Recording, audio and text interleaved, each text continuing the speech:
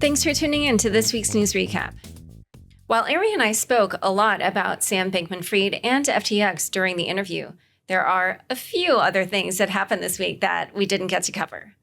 A committee has been established to represent unsecured creditors of FTX and more than 100 affiliated companies in the U.S. bankruptcy proceedings. The committee will serve as a voice for FTX customers in court and allow the proceedings to move forward. The White House declined to comment on whether it would return campaign donations by Bankman-Fried to President Joe Biden or whether other elected officials should return similar donations. Financial institutions are looking to buy claims from FTX customers, who would then be able to receive payouts now rather than in years. Investors such as Apollo Global Management and Attestor have shown interest, and 507 Capital has already purchased claims from hedge funds seeking quick exits from FTX. Before FTX filed for bankruptcy, crypto security company BitGo, the custodian of wrapped Bitcoin, or WBTC, prevented Alameda Research from selling $50 million worth of the wrapped coin. The CFTC complaint against SBF alleged that in September, SBF contemplated closing down Alameda, noting that it wasn't making enough money. Lawyers representing the new management of FTX, directed by new CEO John Ray III, urged a bankruptcy judge to deny lawyers for FTX Digital Markets, the Bahamian-based entity, access to the computer systems of that subsidiary. They contended that the Bahamian government and FTX executives had transferred assets illicitly in an effort to avoid the U.S. bankruptcy process. Bankman-Fried is also being accused of creating and transferring hundreds of millions of dollars of digital tokens to Bahamian government officials by his FTX-appointed bankruptcy team. Bankman-Fried is also being accused of creating and transferring hundreds of millions of dollars worth of digital tokens to Bahamian government officials by FTX's appointed bankruptcy team, Bloomberg reported. The complaint alleges that Bankman-Fried had an alarmingly chummy relationship with Bahamian liquidators. The Financial Times reported that Ryan Salem, the former co-CEO of FTX, tipped off Bahamian authorities that FTX had misused customer funds to prop up Alameda's failed trading. At a hearing Tuesday for the House Financial Services Committee, Ray revealed that FTX's staff used consumer-level tax software QuickBooks for accounting, as well as Slack for invoicing and expenses, which caused not only consternation, but also laughter.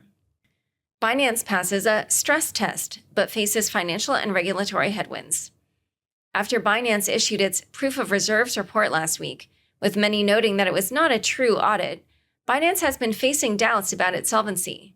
Despite these fears, over $3 billion worth of crypto assets were withdrawn from the exchange with no major problem. This is an environment in which investors are withdrawing unprecedented levels of cryptocurrency from trading platforms. In an interview with CNBC on Thursday, Binance CEO Changpeng Zhao clarified why the exchange temporarily halted USDC withdrawals earlier this week. Zhao explained that the New York bank that helps swap Paxos-issued BUSD to USDC was not open at the time. He said Binance does not need margin or leverage to be able to convert USDC holdings into Paxos-issued BUSD. Additionally, CZ warned his staff that the crypto industry is headed for tough times and reassured them that Binance would be in a strong financial position to weather the storm. He said that the company faced extra scrutiny following the FTX collapse and customer withdrawals, but that Binance would survive the crypto winter and come out stronger than before. This week, Reuters reported that prosecutors in the U.S. Department of Justice are split over whether to charge Binance, which has been under criminal investigation since 2018, for allegedly facilitating money laundering and sanctions violations on its platform. Binance has denied the allegations, claiming they are compliant with anti-money laundering regulations. New crypto bill targeting blockchain infrastructure players outrages the industry. Senators Elizabeth Warren and Roger Marshall proposed a bill to increase U.S. anti-money laundering rules for digital assets. The bill would require all entities that facilitate the running of blockchain networks to record personally identifying information on users and prohibit them from using and interacting with crypto mixers on decentralized networks. In their joint statement, the senators said that the same common sense rules should apply to the crypto industry as applies to banks, brokers, and Western Union. The proposed bill roiled the crypto community. Peter Van Valkenburg, research director at crypto think tank Coin Center, said, The bill is the most direct attack on the personal freedom and privacy of cryptocurrency users and developers we've seen yet. It would force anyone who helps maintain blockchain infrastructure to register as a financial institution. Niraj Agrawal, Director of Communications at Coin Center, added, "Nothing about the bill would prevent the next FTX. In fact, it puts users at more risk." Additionally, the Financial Stability Board, the world's leading global financial watchdog group, is reportedly developing an operational framework to regulate the crypto sector to be unveiled in early 2023.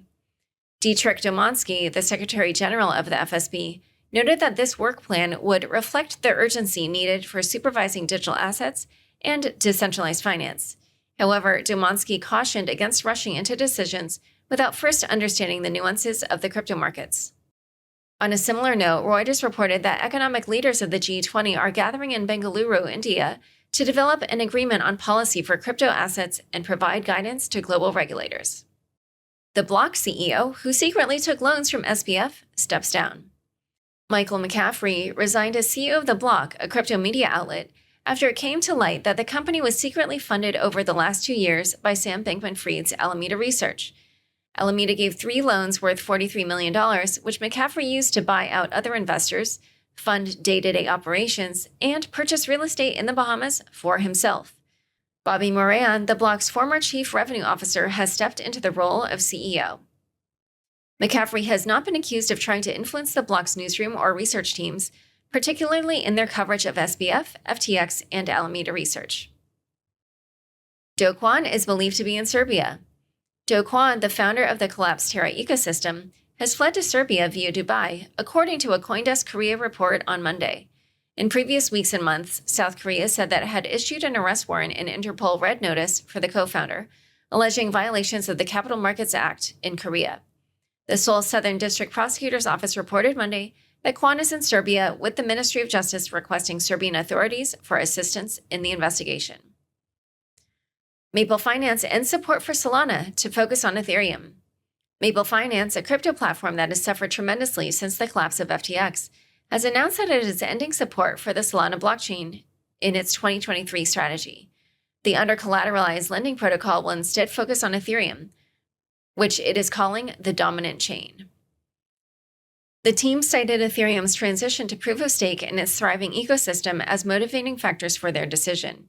This comes in the wake of a decrease in total value locked, or TVL, from $900 million to $290 million on Solana, as well as a decrease in Ethereum's TVL from $100 billion to $24 billion due to industry-wide Black Swan events this year.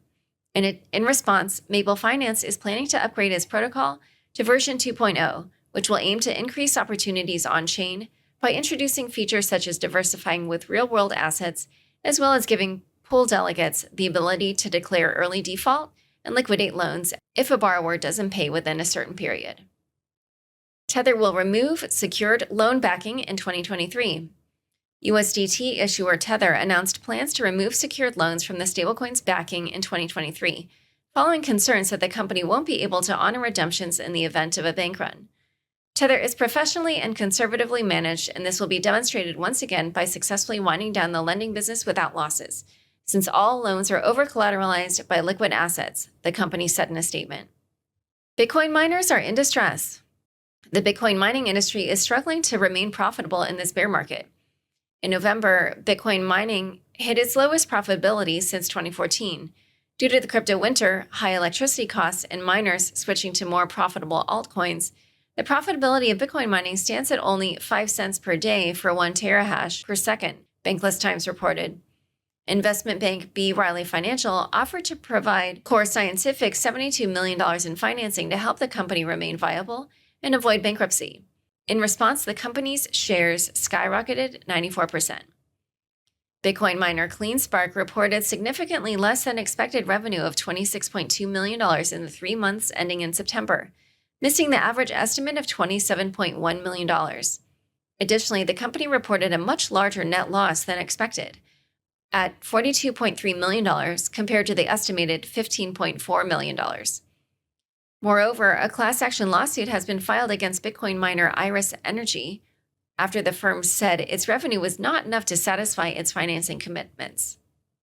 Lastly, Bitcoin mining company Argo accidentally published a document that suggested it might file for Chapter 11 bankruptcy.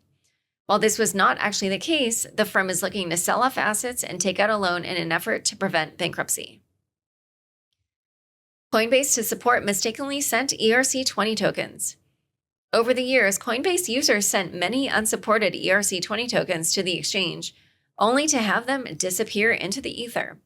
Now, the exchange will help users recover any such assets worth more than $100 for a fee of 5%. Coinbase claims it is the first major crypto company to offer the recovery of such assets. Justin Sun deploys capital. Justin Sun, the billionaire founder of the Tron blockchain, mimicked Do Kwon's infamous tweet and said he was deploying more capital amid fears that Tron's native stablecoin USDD would depeg. In response to USDD dropping to its lowest point ever of 97 cents, Sun acquired roughly $773,000 worth of the coin to prevent a deeper depeg from the US dollar. USDD is an algorithmic stablecoin and its market cap currently stands at $711 million, and it is the 8th largest stablecoin. Time for fun bits. $78 worth of tokens sparks a lawsuit.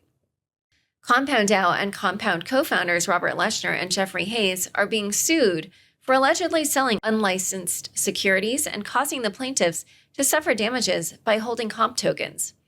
You might be wondering, what's funny about this? The value of the tokens held by these people is under $100. The value of the comp token when purchased by plaintiffs Amanda Houghton, Susan Franklin, and Charles Douglas is, respectively, $75, $3, and $2. Trump wants some company for dinner?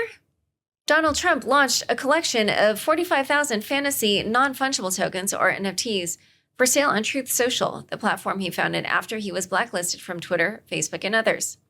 Hello, everyone. This is Donald Trump.